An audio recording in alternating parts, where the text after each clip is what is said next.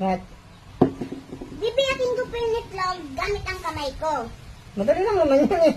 Pero Papa, hindi po didikit yung palko sa itlog. Ay, yun ang imposible. Kaya ko po, Papa. Ay, hindi ako naniniwala. Oo po. Kaya mo? Opo. Oo, sige. Yan, kung kaya mo. Sige po. Eh, paano pag hindi mo nagawa? Meron din po, Papa. Yan, ayos. Oh. Sige ha. Sige ha. Oh, Papa, huwag ka po dito tumingin. Dito ka po tumingin. Sabi mo po, dinadaya kita. Sige. Sige ha. Langgayan to ha.